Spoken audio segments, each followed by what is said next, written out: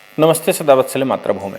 पिछले 2-3 दिन से बहुत सारी चर्चाएं हो रही हैं और उन चर्चाओं में केजरीवाल जी प्रमुख हैं। और केजरीवाल जी का मैं एक फार्मूला, बड़ा अच्छा फार्मूला है, वो ये कहते हैं निगेटिव हो या पॉजिटिव हो मुझे चर्चा में रहना ही चाहिए।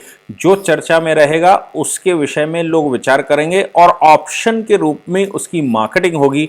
जिस समय किसी पॉलिटिकल पार्टी से या पॉलिटिकल पार्टियों से लोग नाराज होंगे तो कुछ नहीं, नोटा दबा देंगे। तो नोटा के लिए भी तैयार रहना चाहिए। नोटा से मतलब है वो नोटा नहीं, नोटा के रूप में ऑप्शन आना चाहिए, जो केजरीवाल जी लगातार ऑप्शन की तरह उभर कर आ रहे हैं। हालांकि इससे पहले भी वो कई एक चुनाव इस शक्ति से लड़ चुके हैं और पूरी शक्ति से चुनाव लड़ रहे हैं, लड़ने भी चाहिए। कोई भी पॉलिटिकल पार्टी जो मैदान में उतरी है उसको पूरी शक्ति के साथ चुनाव लड़ने का अधिकार है और उसको लड़ना चाहिए।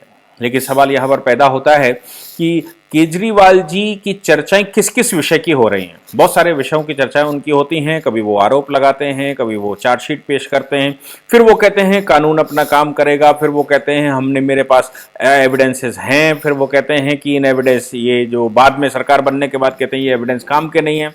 ऐसी बहुत सारे पलटू टाइप के स्टेटमेंट उनके आते हैं और समाज का तो कोई जोड़ नहीं है, क्योंकि समाज उनके पुराने बयान को नए बयान में से ढूंढ कर किसी तरह कंपैरेटिव करके वो एक एक मिनट्स की जो रील्स चल रही हैं इंस्टाग्राम पर या फिर किसी फेसबुक पर और यूट्यूब पर शॉर्ट चल रहे हैं, वो खूब आपको देखने को मिल जाएंगे।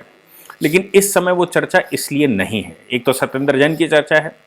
सत्येंद्र जैन के ऊपर आरोप लगाया था सुखेश चंद्रशेखर ने। अब सुखेश चंद्रशेखर के मामले में मैंने आपको उस समय कहा था, अभी नटवरलाल यानी कि अभी का जो सबसे बड़ा ठग हमारे देश में है वो सुखेश चंद्रशेखर है। छोटे से गांव में पैदा होने के बाद वो बिना बहुत एजुकेशन लिए किसी प्रॉपर्टी डीलर के साथ काम करने लगा और आज अरबों खरबों रुपए का ट्रांजैक्शन इधर से उधर हो रहा है। जैकलिन फर्नांडिस जैसी हीरोइनें उसको चुम्मा चाटी की खूब सारी वीडियोस उसकी वायरल हो रही हैं। खैर, सुखेश चंद्रशेखर इसलिए और चर्चा में आए क्योंकि उन्होंने तिहाड़ जेल को पूरा खरीद लिया था। 82 अधिकारियों को तिहाड़ जेल के खरीदा गया था, जिसका मामला ऑनरेबल सुप्रीम कोर्ट तक आया था और उन 82 अधिकारियों को, उन 82 जेल अथॉरिटीज को एक साथ सस्पेंड किया गया था। बड़ी इंक्वायरी की गई थी। इसके बाद मुकदमा डाला गया था कि उनका ट्रांसफर कर दिया जाए, जेल बदल दी जाए। चूंकि तिहाड़ में खेल नहीं हो पा रहा था तो उनकी जेल भी बदल दी गई।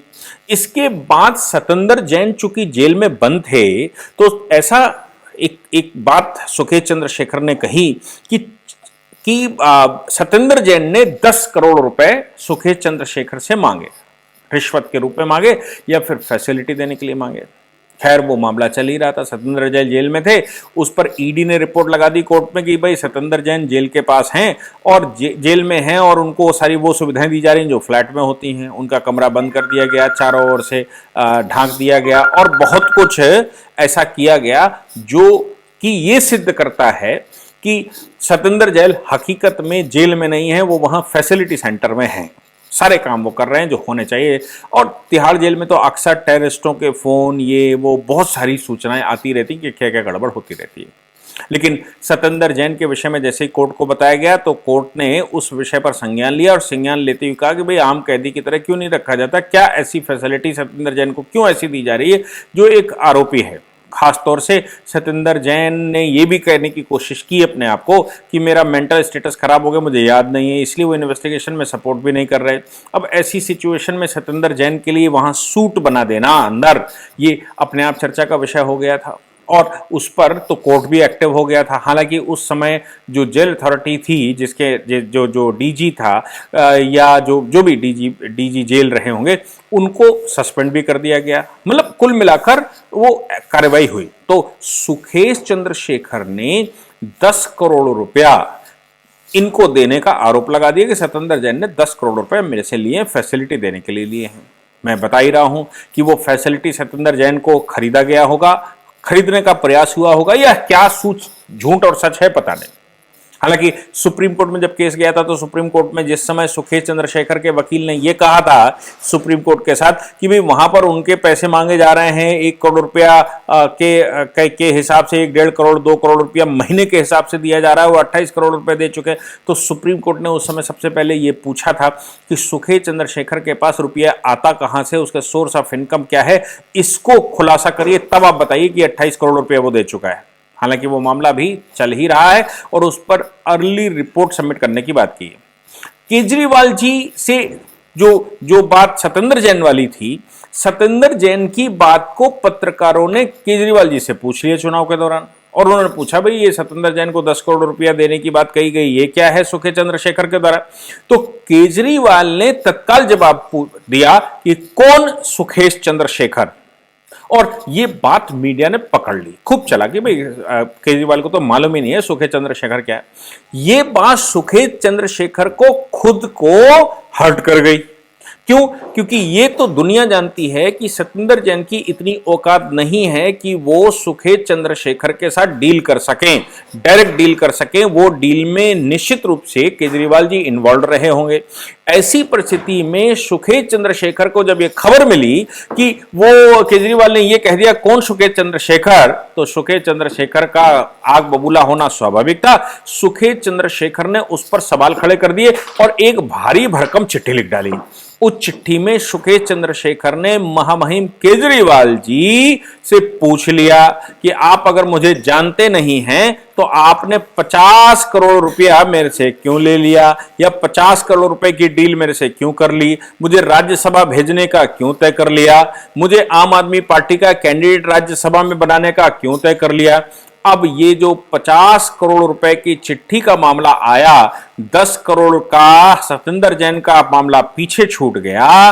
50 करोड़ रुपए की डील सुखे चंद्रशेखर के साथ ये सामने आ गई, और इस डील के माध्यम से उन्होंने वो फैक्ट्स, वो फोन नंबर, वो डिटेल दी है जो डिटेल अगर ईडी जैसी संस्थाएं उसके पीछे पड़ जाएं तो सब कुछ बाहर निकल कर आएगा कि किसके फोन से बात हुई, कौन ऐसा था। अब सुखे चंद्रशेखर चूंकि खुद में ठग है, तो सुखे चंद्रशेखर चूंकि ठग है, या ठग की उसके ऊपर वो टैग लगा हुआ है कि भाई ये बेईमान आदमी है, ये कर्नाटक में बहुत सारे खेल खेल कर आया है, तो सुखे चंद्रशेखर के इतना होशियार तो होगा ही कि वो सामने वाले को फंसाना जानता है, और सामने वाले को कैसे फंसाया जाए इस विषय को लेकर सुखे चंद्रशेखर ने फोन नंबर, किस समय बात हुई, कौन से इंस्ट्रूमेंट से बात हुई, क्या बात हुई, और संभव है कि वो कॉल रिकॉर्डिंग भी करके रखी गई, क्योंकि जेल जो है वो राज्य सरकार के पास है।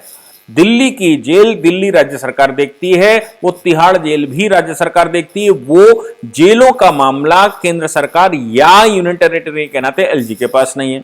तो जेल में जो 82 अधिकारियों के साथ डील हुआ होगा, उस डील में निश्चित रूप से राज्य सरकार उसमें इन्वॉल्व रही होगी, और राज्य सरकार अगर इन्वॉल्व रही होगी तो फिर राज्य के साथ डील भी चल रहा होगा। भाई ऐसा कौन सा आदमी आ गया जो 1 करोड़ रुपया रोज देता है, 1 करोड़ रुपया महीना देता है फैसिलिटी के लिए, और देता है तो करना क्या है, केवल उसको अंदर एक सूट टाइप की एक बैरक अलग से देनी है, वहां टेलीफोन की व्यवस्था कर देनी है वहां पर, और थोड़ा टीवी शीवी फ्रिज व्रिज और खाने पीने की जुगाड़ कर देनी है, बस इतना करना है। 1 करोड़ रुपया महीना अगर देता है तो क्या बुरा है, ये राज्य सरकार निश्चित रूप से मान ही गई होगी। अब राज्य सरकार अगर मानेगी तो सुखे चंद्रशेखर इस माध्यम से चढ़ने की कोशिश की होगी, और वो पहुंच गया, वो संपर्क में आ गया सत्येंद्र जैन के। सत्येंद्र जैन इकोनॉमिक मामलों में नंबर 2 का पैसा नंबर 1 बनाने के चक्कर में फंसे हुए हैं कि वो नंबर 2 का पैसा नंबर 1 बनाते थे, और यह भी संभव है कि वो किसका किसका पैसा बनाते हो। दिल्ली के मुख्यमंत्री तो इसमें इन्वॉल्व नहीं, उनका तो कोई चक्कर नहीं हो, वो तो कहीं नहीं फंस रहे, ये बात भी सामने आई होगी। तो कुल मिलाकर सामने ये प्रकरण आया कि धीरे धीरे करके सुखे चंद्रशेखर सीधे मुख्यमंत्री के संपर्क में आया, और संपर्क में आने के बाद मुख्यमंत्री 50 करोड़ रुपए की डील हो गई, राज्यसभा में भेजने का तय हो गया कि 50 करोड़ रुपए लेकर राज्यसभा भेज दिया जाएगा। तो सुखे चंद्रशेखर ने ये पूछा कि अगर आप हमको, आपकी सरकार हमको दुनिया का सबसे बड़ा ठग कह रही है, और ठग का टैग आप लगा रहे हैं, आप मुझे पहचान नहीं रहे और ठगों को आप पहचानते नहीं हैं, तो आप मुझे सिर्फ एक बात बता दीजिए कि किस हैसियत से आपने 50 करोड़ की डील मुझे राज्यसभा की सीट देने की है। साहब ये बात केजरीवाल के गले में फंस चुकी है। वो चिट्ठी सार्वजनिक हो गई, और उस चिट्ठी में उसने सब कुछ बता डाला, कौन सा फोन नंबर था, उसका क्या क्या चक्कर था, कितने बजे की कॉल थी, कहां से कॉल आई, किसने कॉल की, कौन माध्यम था, किसके माध्यम से, और जो भी। तो आप समझ लीजिए, अब डिसाइड ये करना है कि सुखे चंद्रशेखर ने केजरीवाल को सहयोगी कह दिया, और केजरीवाल ने उसको ठग कह दिया। केजरीवाल ने जब सुखेश चंद्रशेखर को ठग कह दिया, तो ये ठग कहने के प्रोसेस में जो सबसे बड़ा सवाल इस समय फंसा, वो ये फंस रहा है कि कौन बड़ा ठग और कौन किसको सर्टिफाइड करेगा कि इनमें से ठग कौन है, सुखेश चंद्रशेखर या फिर महामहिम केजरीवाल जी। तो अब मुझे लगता है ये सवाल तो सामने आकर किसी न किसी तरह से लोगों को प्रभावित कर ही रहा है। लेकिन एक बात तो केजरीवाल जी की ठीक है कि बदनाम हुए तो क्या नाम ना हुआ। अगर बदनाम भी हुए तो भी नाम तो हो नहीं है, और नाम अगर होगा तो कभी न कभी तो मुझे लाभ मिलेगा ही। जो जितना परिचय क्षेत्र बढ़ेगा, जितने काम के अलावा कारनामे भी बढ़ेंगे, तो फिर उसका लाभ तो मिलना ही है। जिस दिन कांग्रेस और बीजेपी से लोग नाराज होंगे, उस दिन मैं ऑप्शन की तरह वहां खड़ा हो जाऊंगा, और जिस दिन केजरीवाल ऑप्शन की तरह चूज कर लिए जाएंगे, तो दिल्ली का जो हाल हुआ और पंजाब जिस हिसाब से 5,000 करोड़ रुपया केंद्र से मांग रहा है, 50,000 करोड़ रुपया केंद्र से मांग रहा है, ये सब कुछ सबको झेलना पड़ेगा, हर राज्य को झेलना पड़ेगा। इसलिए सुखेश चंद्रशेखर बनाम केजरीवाल जी के विषय में हम सबको डिसाइड करना है कि इनमें से बड़ा वाला कौन, और कितना बड़ा, किन विषयों का बड़ा, किन चीजों का बड़ा, और किसमें किसको महारत हासिल है। जय हिंद, जय भारत, वंदे मातरम।